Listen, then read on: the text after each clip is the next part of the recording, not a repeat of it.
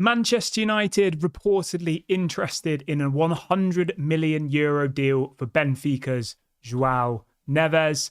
Julian Nagelsmann is of increasing interest to Manchester United should they remove Erik ten Hag. And will Mason Greenwood end up signing a new contract at Manchester United? These are some of the topics we will be discussing on tonight's live show. But before we jump into that, please smash a like on today's video, subscribe to the channel if you're new, and let's get straight on into it. I just want to say as well, it's good to be back live. I haven't done a live video in about 3 weeks. I've not been very well, but I'm better now.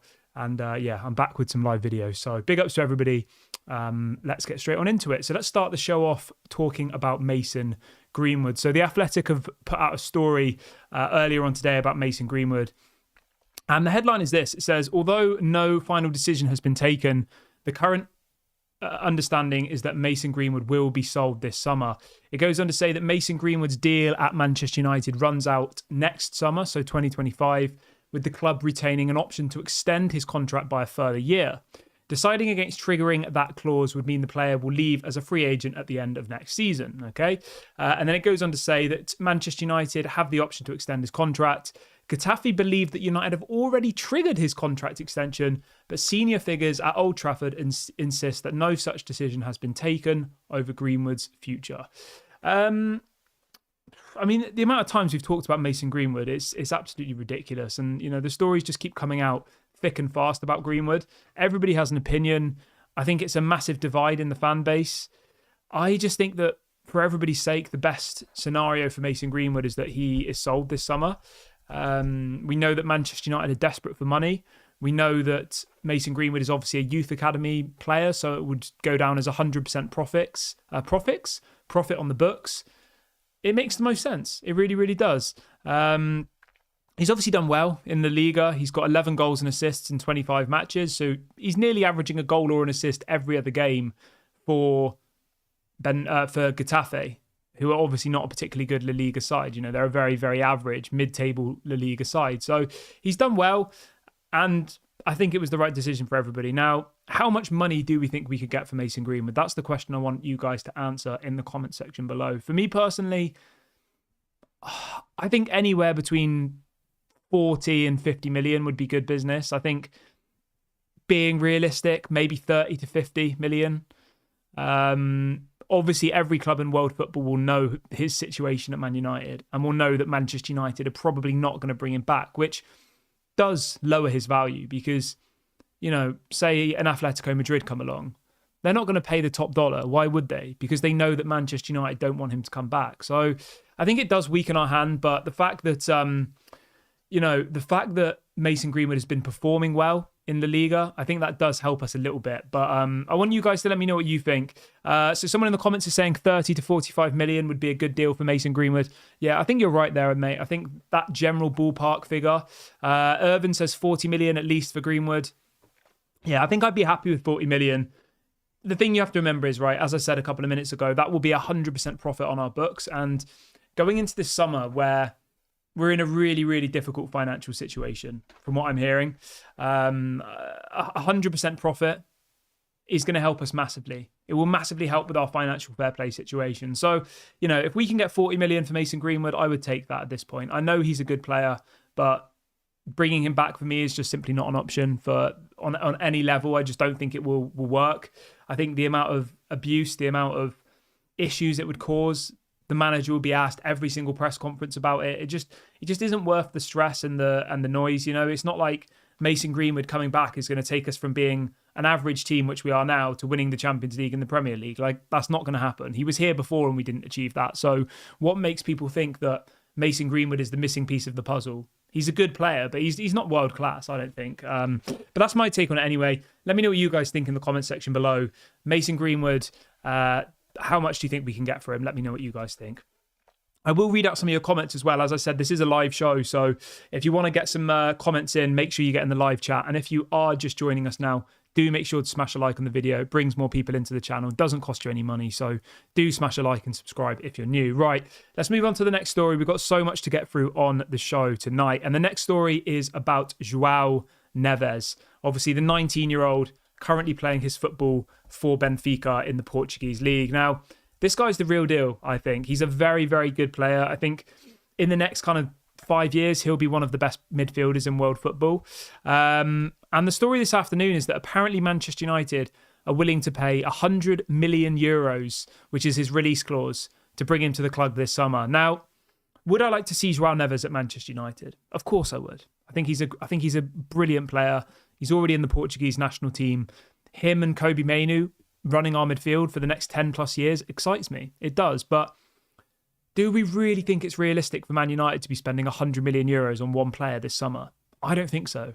I think we need to be getting 4 or 5 players for 100 million. Now, I know people will say we need the best, but I honestly don't think that to improve our current team, right? To improve our current midfield of McTominay, Amrabat, Christian Eriksen, who can barely play half a game of football, I think that a 20, 30 million pound player would be better than any of our current midfield. Obviously, bar Kobbie Mainoo and bar Casemiro. I just don't think it's the most sensible option for me personally. I think we should be getting, as I said, 3, 4 players for 100 million. That's what we need to do this window, because Eriksen should be going. Amrabat will go back to Fiorentina. Casemiro will most likely go to Saudi. McTominay should be sold. That's 4 midfield players that, if Ineos are going to be competent, should be leaving in the summer. Without a shadow of a doubt. Amrabat, don't buy him. Eriksen, definitely go. Casemiro, I think we get a bit of money for, probably should go. And McTominay, even though he's, pitched in with a few goals this season, he still should be leaving. And the point I'm trying to make here is that you might not even get 50 million for all of those players. Maybe you would, but let's be realistic. Christian Eriksen, you probably would get nothing for, because he's only got a year left of his contract and he's like 32, 33. You might get a couple of million for Christian Eriksen. Amrabat isn't our player, so he'll go back and that's no money. Casemiro, I think you probably get 30 million, maybe 30 to 40 million. It'll be kind of around the same amount of money as what Liverpool got for Fabinho. Although Fabinho is a couple of years younger, so maybe it would be a bit less actually. So Liverpool got 46 million euros for Fabinho. That was last summer when he was 29. Casemiro is, I believe, 32 now. Yeah, so Casemiro is 3 years older than Fabinho, and Liverpool got around 40 million for Fabinho. So I would say we'll probably get 30 to 40 million for Casemiro. So you got 30 to 40 for Casemiro and maybe 2 million for Eriksen. So plus that onto what you'd get for McTominay, you're probably looking about 60 million, I would say, total to get rid of all of our current surplus to requirement midfielders. Now, are you honestly telling me that we're then going to be able to go and buy one player when we've just got rid of 4 and spend 100 million pounds on him, or euros? It's just not realistic at all. It really, really isn't realistic, in my opinion. But let me know what you guys think. Maybe you think that this position is so important that spending 100 million on one player makes sense. But for me, it doesn't. I think that buying people like Joao Neves is what the Glazers would used to do. It's buying one player who might come in and work, it might not work. I would love nothing more than Joao Neves to come in and become world class for Man United. But I just don't think it's realistic. And I hope it's not what Ineos are going to do. I hope that Ineos are lining up players we've never heard of, for 20 million, for 10 million, and that we get 6 or 7 players in the summer or more, because that's what we desperately need. One big name signing in Joao Neves is not going to win us Champions Leagues or Premier Leagues. Bringing Mason Greenwood back is not going to win us Premier Leagues or Champions Leagues. We need to overhaul this whole squad. As I've said on videos before, 90% of these players should be leaving in the summer. I've just gone through the midfield really quickly, and that's a prime example. Of our whole midfield, I would only really keep Kobbie Mainoo and Mason Mount, probably. Bruno Fernandez I like, but I think if somebody came in with a big bid, you would have to accept it. Let's see what people are saying in the chat. Anthony says, what about Rabiot? He hasn't renewed his contract, so we should go for him. I like Rabiot. I think he'd be a really interesting player to bring in, but the only problem with Rabiot is we've already tried to sign him once before, and we didn't manage to do it. And the reason for that is his mother is his agent, and apparently she is incredibly difficult to deal with. Now, flashback to, I think it was 2 seasons ago, John Murta and Ed Woodward, and not Ed Woodward, John Murta and Richard Arnold were pictured in Turin speaking to Adrien Rabiot's mother. He was about to join as a free agent. They came back with nothing.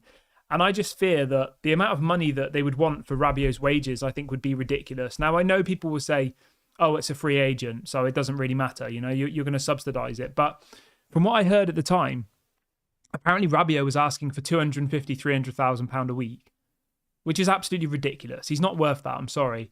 And I think, you know, he's a good player, but at the age of 28, I don't know. I just don't think that handing out a crazy contract to someone like Adrien Rabiot makes a lot of sense for me personally. Let's see what people are saying in the chat, though. Somebody says, it's time for Bruno to go now. He's been a great servant for us, but we need a fresh challenge. You know what? I actually did want to talk a little bit about Bruno Fernandez, actually. So thank you for bringing that up. Now, there was something I noticed against Brentford on the weekend, right? You know, people say we don't really seem to have a play style and that Erik ten Hag doesn't seem to know what he's doing and all the rest of it. Now, when I watched that game, something massively screamed out to me. I was really watching Bruno Fernandez, and it seems like Bruno Fernandez is the conductor, if you like, you know, like in an orchestra, the guy who directs the players. Now, I know people will say, oh, he's the captain, that's what he's supposed to do. But the reason I'm bringing this up is Bruno Fernandez is telling people when to press. Bruno Fernandez, but it doesn't ever work. And he's, you know, effectively leading this press and then throwing his hands up at other players because they're not pressing. Those are all things that should be at the manager's discretion. The manager should be the one who's implemented these things in these players. And I feel that Bruno Fernandez has so much power being the captain, being undroppable, never missing a game, never getting substituted, never getting rotated, that I feel like Bruno Fernandez almost, I don't know, this is going to sound weird, but watching it from an actual on-the-pitch football perspective, I feel like Bruno Fernandez is above Erik ten Hag. Like, he's giving all of the commands. I don't know. I'm not sure whether I'm just going a bit crazy here, but I really noticed it against Brentford, that like everybody's almost looking at Bruno Fernandez. Everybody's kind of asking him for direction, but it doesn't really ever seem to work. And I looked at it and I thought, why is Bruno Fernandez doing this? This isn't his job. I know he's the captain, but that's Erik ten Hag's job. They should be in the positions Erik ten Hag should have told them to be. They should be pressing how Erik ten Hag showed them in training, not how Bruno Fernandez has decided, you know, in the middle of a game. Maybe I'm going crazy here, but I really, really noticed it and it really, really frustrated me. But yeah. Let's see what else people are saying in the chat this evening then. Keep getting your questions and comments in. I will read out as many as I can before the end of the video. And if you haven't liked the video yet, smash a like on it. Let's try and see 100 likes on today's video. It doesn't cost you any money. Make sure to subscribe if you are new. I'm going to move over to the story about Nagelsmann now. Obviously, we'll talk about the manager. I know everybody's got an opinion on this, so I'll try and get some of you guys' opinions. So get in the comment section now. Let me know what you think should happen with Erik ten Hag. As I said, I'll come back to the chat in a minute and I will read out some of you guys' questions and thoughts. So right, this is coming out from a couple of different journalists in the UK this afternoon, and they are reporting that Nagelsmann is apparently of interest. Sorry, let me repeat that. Nagelsmann is of increasing interest to Manchester United should they decide to remove Erik ten Hag. Now, out of the managers who are available at the moment, who aren't in a contract with another club, I would probably say Nagelsmann is one of the better options. Now, I don't personally want Nagelsmann. I would rather keep Erik ten Hag. But the only managers who are out of contract at this moment in time, right now, is Antonio Conte, Jose Mourinho, Gareth Southgate will be after the Euros. Obviously, Graham Potter is, and Nagelsmann will be after the Euros. So there's kind of those five managers who are, obviously Zidane as well, but he's not going to come to United.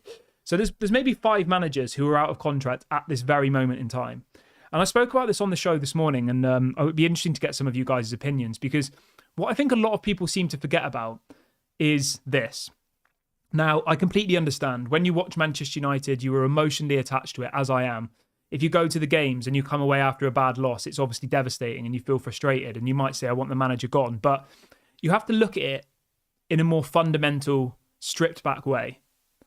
And that is to do with the finances, okay? Erik ten Hag has got 1 year left of his contract. To remove him from his position in the summer will cost Manchester United around £12 million in compensation. That's just for him. You've then got to pay Mitchell van der Gaag, you've got to pay Steve McLaren, you've got to pay Benny McCarthy. All of the other coaches that Erik ten Hag brought with him would go as well. The compensation package for them is apparently 3 to 5 million. So to remove Erik ten Hag, plus remove all of his backroom staff, which is what you'd have to do, I think. You need to remove all of them if you're going to do it. Would cost Man United anywhere between about 15 and 18 million. Okay? Now, if you then said, right, we want to go and get De Zerbi, we want to go and get Amorim from Sporting Lisbon, you're then going to have to pay that club compensation as well. Like what's happening with Dan Ashworth, like what's happening with Jason Wilcox at Southampton. These clubs are not just going to say, oh, you can have Robert De Zerbi for nothing. People are paying for managers these days. Football's gone crazy.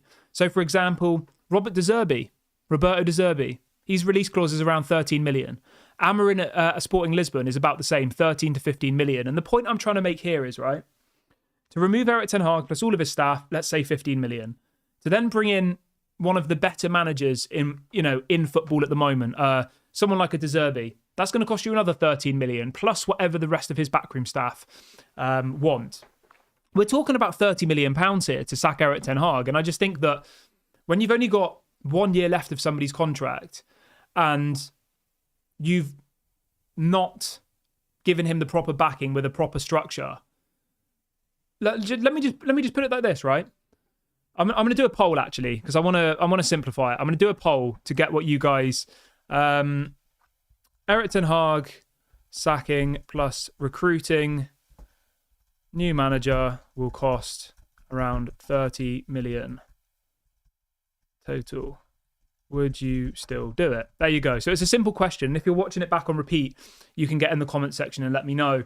I've just given all the maths. I've given all the breakdown. I know some people aren't that bothered about that, but I think it's important to bear in mind. So to get rid of Erik ten Hag, all of his backroom staff, and to bring in one of the top managers available in football is going to cost Manchester United £30 million. If I said to you that's the option you have on the table, and you might go and get De Zerbi, you might go and get Amorim from Sporting Lisbon, would you do that? Knowing then as well that all of these players that we think should leave, the McTominays, the Maguires, some people want Rashford gone, some people want Bruno gone. The list goes on and on and on and on and on and on. Jadon Sancho's another one. Like all of these people who should be leaving, Donny van de Beek, Christian Eriksen, they could well get another chance under a new manager. And that will happen because it's, as I've said to you guys many, many times before, it's a lot easier to remove a manager from a position than it is to get rid of all of your squad. And I just think that this is Manchester United's opportunity to break the cycle. This is Manchester United's opportunity to change the history that's happened over the last kind of 10 years of backing the players who are all average and sacking another manager. I don't think Erik ten Hag's done a good job this season. I don't. I think the football at times has been terrible. Against Brentford, I'll be completely honest with you guys, right? Because, I feel like we trust each other. I feel like we're on, there's respect here. I don't think I've ever felt so miserable after watching the Brentford game, after any game of football ever. Even when we lost 7-0 to Liverpool, I was just in shock that day because I didn't even think we played that bad against Liverpool. It was 0-0 at half-time. They had some fluke luck in the second half and they won 7-0. That game against Brentford, to see us be absolutely battered against a team who'd only won 2 of their last 18 Premier League games, a team who were on the brink of relegation. I think they hadn't won a game in 6 matches or even drawn. And we were absolutely battered for that whole game. And I don't understand how people can think that that's 100% on a manager. Like, these players have done it time and time again. They have. If you look through the people who were playing in that game, it was people like Maguire, Rashford, Lindelof, Wan-Bissaka, like McTominay. It was all of the same players that have shown that they can do this before. And I just don't understand why people think that, sacking Erik ten Hag and bringing in De Zerbi will suddenly mean that these players are now going to be world class. Like, it's just not going to happen. And you know what? I'm not sat here in any way feeling good about that. I can't even describe how I feel, to be honest. I feel trapped. I feel like we don't have any other options now. I feel like we're in this position where you either remove the manager and you empower the players and the same cycle continues, or you back the manager and it might not get any better. Like, there isn't a simple answer here. But what I will say is this, right? For me personally, the most important thing is removing players that shouldn't be here anymore. I said it earlier on in the video. I've said it on multiple other videos. I think 90% of this team should be removed, should be sold. And that's not because we played badly against Brentford. I've been saying that for months. I've been saying that for a very, very long time. Now, it's not because some of them are bad players. It's because, some of them are maybe a little bit old. Casemiro, 32. Eriksen, 32. We should be looking to move those types of players on. They're not tearing the Premier League up at the moment. They're being paid crazy amounts of money, and they're at the end of their career. We should be looking to move people like that on. Rafael Varane's another one. He is a world-class player, but he's 31 in a couple of months. He's on 350k a week. We should be looking to move them on. And then if you're going to remove people like that, then Maguire's got to go. Lindelof's got to go. Like, you can't remove Varane and then keep Lindelof and Maguire. Like, that just doesn't make any sense. And when you actually break it down like that, there's probably only 3 or 4 players in our whole squad that I think should be kept. Genuinely. I honestly believe that, and I'm not even trying to be dramatic. I would keep Onana because I think we've only just signed him. I think in the Champions League he's been terrible, but in the Premier League he's been okay. And I think, he is a modern day kind of goalkeeper. I would keep him. I would keep Diogo Dalot. I think he's been impressive this season. And I'd keep Martinez. But from the rest of our defence, even Luke Shaw, I mean, he's injury prone now. He gets injured so much. Like, he should be moved on. I genuinely, out of our whole defence, would only keep Diogo Dalot and Martinez. And Dalot is still a bit of a question mark for me. You move over to the midfield. I genuinely would only really comfortably want to keep Kobe Mainoo and Mason Mount. Like, if a big offer came in for Bruno, I think you'd have to consider it. I like Bruno. I think he's a quality player, but like, if someone offered you 80 to 100 million for him, you'd have to consider it, wouldn't you? Whereas all the others, there's no argument for it. Amrabat, no problem, get rid of. Eriksen, get rid of. And then you move to the attacking players, right? Martial's leaving, we know that. Højlund, obviously, I'd keep. Garnacho, I'd keep. Diallo, I'd probably keep because I think he hasn't really had an opportunity. And Rashford's kind of in the same camp as Bruno for me. I think he's a world-class player on his day, but those days aren't often enough. And I think if a big offer came in for Rashford, you'd have to consider it. We'd be silly not to. And I think that's where we are. Big ups to Fred, who has just gifted 5 memberships to the Daily Red Devil Members Club. Thank you so much for my support, my friend. And it's good to be back live again. I know it's been a while, guys. I wasn't very well for a while. Had a really bad throat infection. I'm finally starting to get better. So yeah, thank you to everybody who has joined tonight. I will come back to the chat in a minute. Let's see what the poll results are. So the question was this: Erik ten Hag and recruiting a new manager in a contract would cost around 30 million. Would you do it? 62% of you have said no, and 38% of you had said yes. So that's really interesting. I wouldn't. But what I would say is this, okay? If someone said to me, Manchester United are going to sell 90% of the team and bring in a new manager to then recruit all of the players, I would probably go with it, being honest, I would.